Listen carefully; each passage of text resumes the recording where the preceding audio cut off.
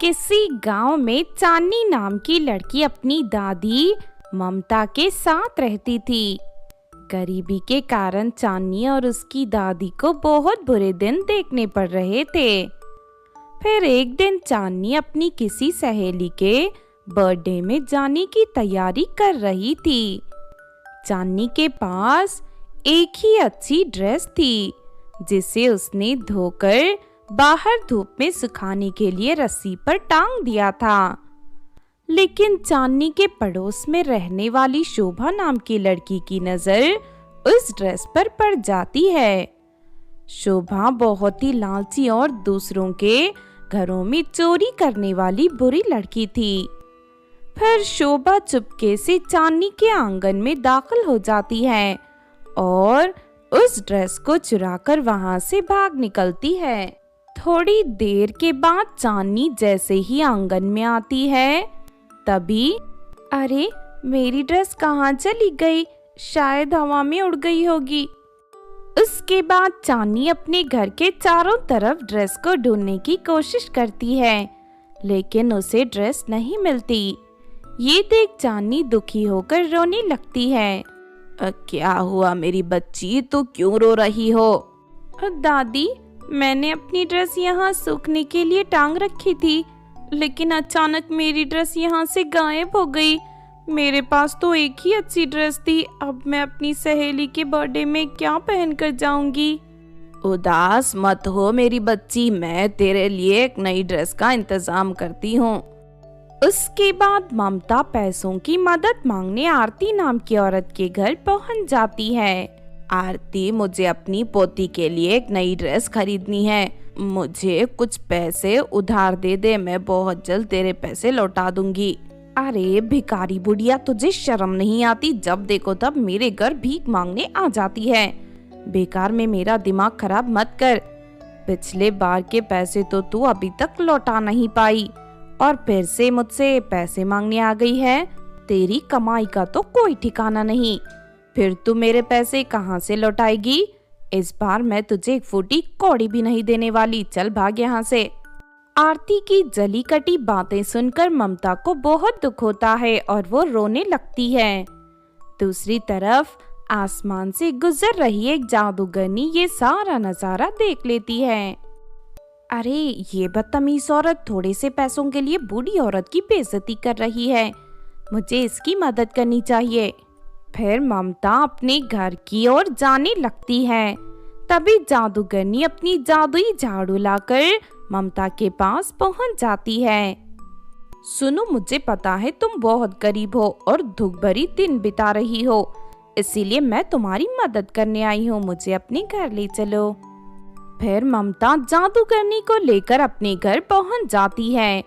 उसके बाद जादूगरनी अपनी जादुई शक्ति से चांदनी को एक सुंदर ड्रेस प्रकट करके देती है। फिर जादूगरनी अपनी थैली से ममता को कुछ स्ट्रॉबेरी निकाल कर दे देती है। ये जादुई स्ट्रॉबेरी है, इन्हें ले जाकर खेत की मिट्टी में दबा देना, उसके बाद तुम्हारे खेत में जादुई स्ट्रॉबेरी की फसल उग जाएगी, जिन्हें बेचकर तुम बहुत जल्द दौलतमंद बन जाओगी। इतना कहकर जादूगरनी वहाँ से चली जाती है। उधर जादूगरनी से नई ड्रेस पाकर चांदनी बहुत खुश होती है और उसे पहनकर अपनी सहेली के बर्थडे में चली जाती है। फिर अगले दिन दोनों दादी और पोती मिलकर अपने खेत में जादूगरनी की दी हुई स्ट्रॉबेरी खेत की मिट्टी में दबा देते हैं। फिर थोड़ी ही देर में वहाँ चारों तरफ बड़ी बड़ी स्ट्रॉबेरी की फसल उग जाती है। ये देख चांदनी और उसकी दादी दोनों बहुत खुश होते हैं। इसके बाद वो दोनों सारी स्ट्रॉबेरी एक बड़ी सी गाड़ी में लड़ाकर उन्हें बेचने बाजार पहुंच जाते हैं। उन स्ट्रॉबेरी का आकार इंसानों से भी बड़ा था। इतनी बड़ी स्ट्रॉबेरी देख बाजार में मौजूद सभी लोग आश्चर्य में पड़ जाते हैं। फिर देखते ही देखते लोग चांदनी से उसकी सारी स्ट्रॉबेरी खरीद लेते हैं। ये देखो दादी, एक ही दिन में हमें इतने सारे पैसे मिल गए, लगता है हमारे जीवन के सारे दुख दूर हो जाएंगे। फिर अगले दिन से चांदनी रोज बाजार जाकर स्ट्रॉबेरी बेचना शुरू कर देती है। दूसरी तरफ चांदनी अपना पुराना घर तोड़कर उसकी जगह नया मकान तैयार करवा लेती है। देखते ही देखते चांदनी गांव की सबसे अमीर लड़की बन जाती है। दूसरी तरफ चांदनी की तरक्की देख शोभा को बहुत जलन होती है। फिर एक दिन शोभा चांदनी के खेत में पहुंच जाती है। मैं यहाँ से स्ट्रॉबेरी तोड़कर ले जाती हूँ, उसके बाद मैं अपने खेतों में भी जादुई स्ट्रॉबेरी की फसल उगाऊंगी। इतना कहकर शोभा खेत से स्ट्रॉबेरी तोड़ना शुरू कर देती है, लेकिन तभी अचानक एक चुड़ैल डंडा लेकर शोभा के सामने आ जाती है। ठहर जा चोरनी, मेरे रहते तू स्ट्रॉबेरी चुरा कर नहीं ले जा सकती। इतना कहकर चुड़ैल डंडे से शोभा को मारने लगती है। हाय मर गई रे, कोई बचाओ मुझे, अरे मुझे बहुत दर्द हो रहा है, चुड़ैल जी मुझे छोड़ दो। फिर चुड़ैल शोभा से उठक बैठक करवाकर उसे वहां से भगा देती है। चुड़ैल के हाथों मार खाकर शोभा की अक्ल ठिकाने आ जाती है और उस दिन के बाद से वो दोबारा चोरी करने की हिम्मत नहीं करती। दूसरी तरफ चांदनी और उसकी दादी खुशी खुशी जीने लगते हैं। किसी गांव में आरती नाम की खूबसूरत लड़की रहती थी।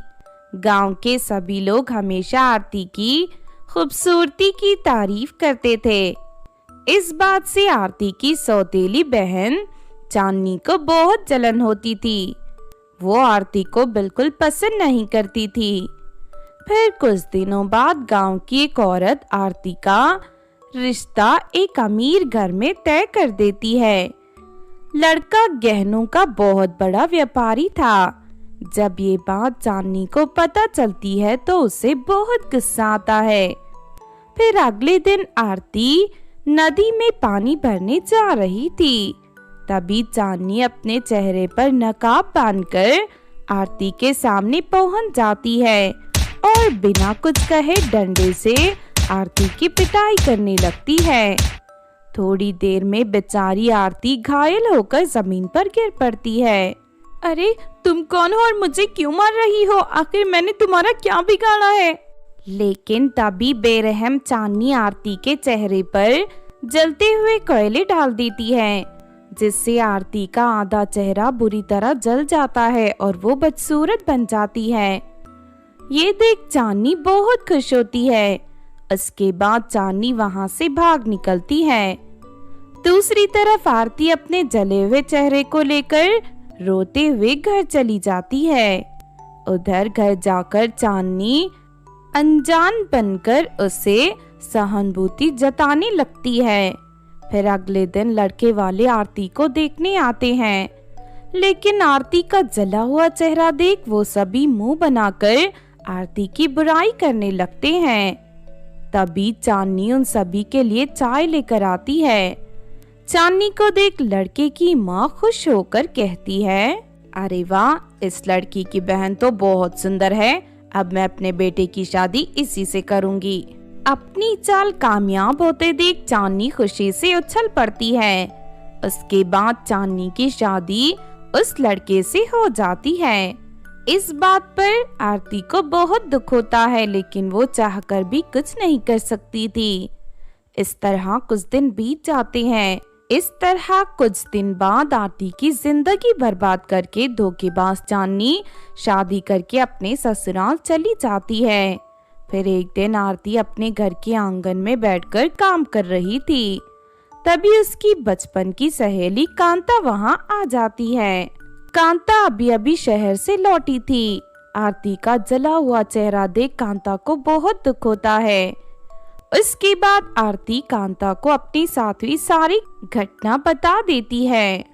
तू उदास मत हो आरती, मैं तुझे फिर से पहले की तरह खूबसूरत बना दूंगी। शहर से थोड़ी दूर जंगल में एक बड़े पेड़ के ऊपर जादुई मटका स्विमिंग पूल है। वो स्विमिंग पूल हमेशा अच्छे लोगों की मदद करता है। तू कल ही मेरे साथ वहाँ चल। फिर अगले दिन कांता आरती को लेकर जादुई मटका स्विमिंग पूल के पास चली जाती है।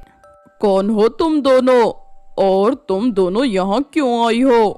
किसी बदमाश ने मेरी सहेली का चेहरा जला दिया है, जिस वजह से इस बेचारी की शादी टूट गई। मैंने सुना है तुम हमेशा दुखी लोगों की परेशानी दूर करते हो, इसीलिए इसे मैं यहाँ लेकर आई हूँ। अच्छा तो ये बात है। सुनो लड़की, तुम मेरे अंदर आकर नहाना शुरू कर दो। थोड़ी ही देर में तुम पहले की तरह खूबसूरत बन जाओगी। ये सुनकर आरती बहुत खुश होती है और उस जादुई मटका स्विमिंग पूल के अंदर जाकर नहाने लगती है। देखते ही देखते आरती का जला हुआ चेहरा पूरी तरह ठीक हो जाता है और वो पहले से भी ज्यादा खूबसूरत बन जाती है। फिर अगले ही पल उस मटके के अंदर से एक बड़ा सा चाकू बाहर निकलकर आरती के पास आ जाता है। ये चाकू हमेशा तुम्हारी रक्षा करेगा ताकि अगली बार कोई बदमाश तुम्हें कोई नुकसान ना पहुंचा पाए। मुझे फिर से खूबसूरत बनाने के लिए तुम्हारा बहुत बहुत शुक्रिया। तुम्हारा यह एहसान मैं जिंदगी में कभी नहीं भूलूंगी। उसके बाद आरती और उसकी सहेली जादुई मटके का शुक्रिया अदा कर वहां से चली जाती हैं। तभी रास्ते में अचानक एक राजकुमार की नजर आरती पर पड़ती है।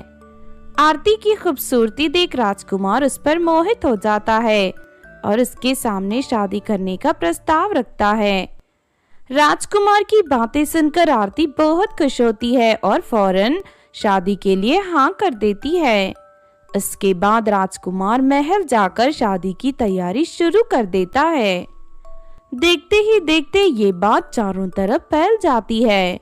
दूसरी तरफ जब ये बात चांदनी को पता चलती है कि आरती की शादी एक राजकुमार से हो रही है, तो वो गुस्से से तिलमिला जाती है। अगले दिन चांदनी आरती के घर पहुंच जाती है। अरे ये क्या, मैंने तो इसका चेहरा जला दिया था, फिर अचानक ये इतनी खूबसूरत कैसे बन गई? अगर इसकी शादी राजकुमार से हो गई तो ये रानी बनकर जिंदगी भर ऐश करेगी। मैं अभी इसे जाकर दोबारा बदसूरत बना देती हूँ। उसके बाद आरती फिर से अपने चेहरे पर नकाब बांध लेती है और जलती हुई मशाल लेकर आरती के सामने पहुंच जाती है। लेकिन तभी आरती के पास मौजूद जादुई चाकू चांदनी पर हमला करके उसके दोनों हाथ को काट देता है। ये देख चांदनी घबरा जाती है और रोती हुई वहां से निकल जाती है। इस तरह चांदनी को उसके किए की सजा मिल जाती है। दूसरी तरफ आरती की शादी राजकुमार से हो जाती है और वो महल में रहती हुई हंसी खुशी अपना जीवन जीने लगती है।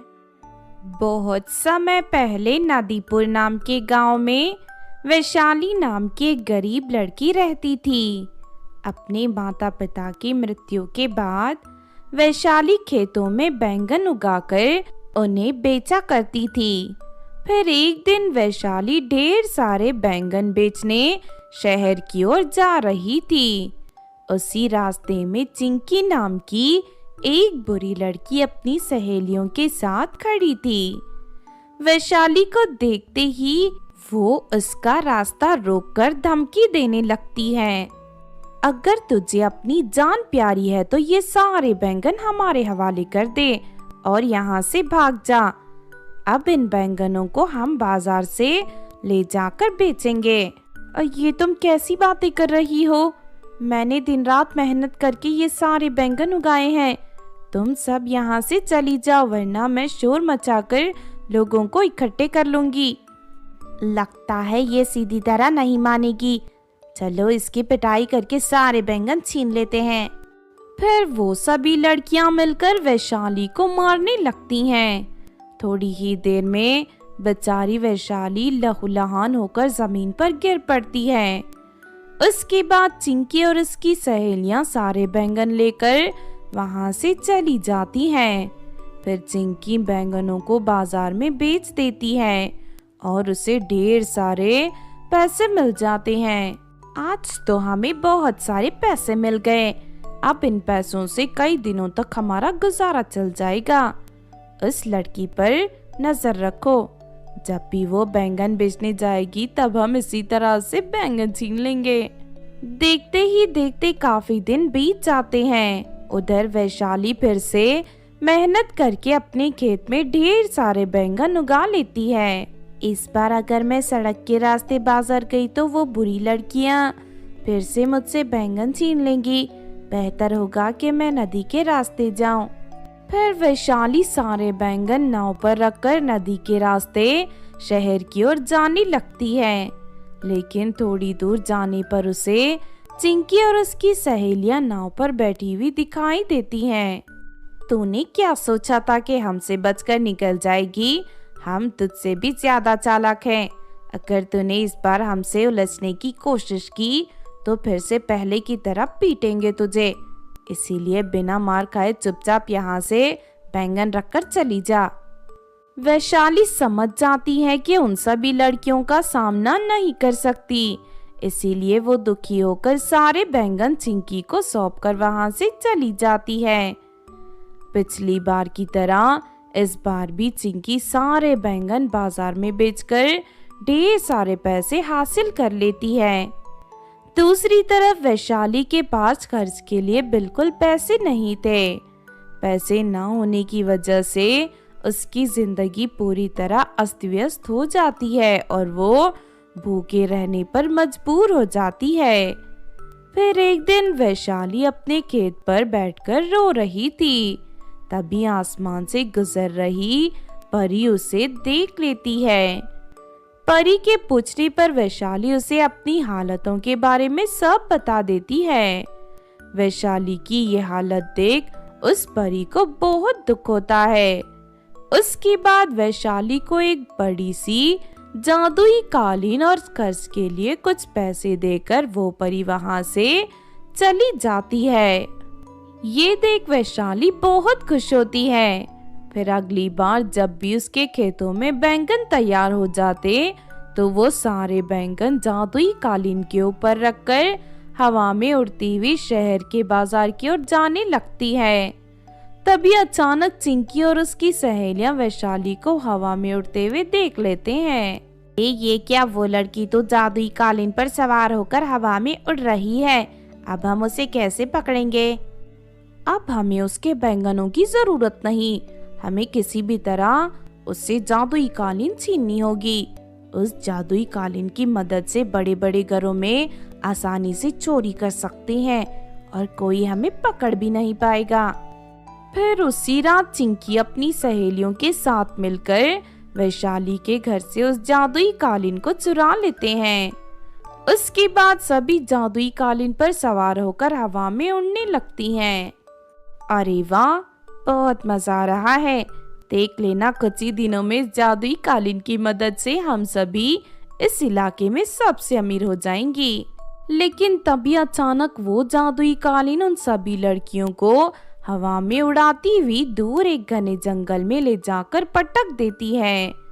तभी वहां एक बहुत बड़ी चुड़ैल आकर उन सभी लड़कियों के सामने जोर जोर से हंसने लगती है। अरे वाह, ये तो बहुत सारी लड़कियां हैं। मुझे अपनी सेवा करने के लिए ऐसी ही गुलामों की जरूरत थी। चलो लड़कियों, आज से तुम सब मेरी गुलाम हो। फिर चुड़ैल उन सभी के पैरों में बेड़ियां बांधकर उन्हें अपनी गुफा में ले जाती है। इस बात से सभी लड़कियां जोर जोर से रोने लगती हैं। अरे नहीं, ये हमारे साथ क्या हो गया? लालच में पड़कर हम चुड़ैल के गुलाम बन गए हैं। इस तरह चुड़ैल उन सभी लड़कियों को हमेशा के लिए अपना गुलाम बना लेती है। दूसरी तरफ जादुई कालीन वापस वैशाली के पहुंच पहुंच जाती है। इस तरह सब कुछ ठीक हो जाता है और उस दिन के बाद से वैशाली के जीवन में कभी कोई परेशानी नहीं आती और वो खुशी से रहने लगती है।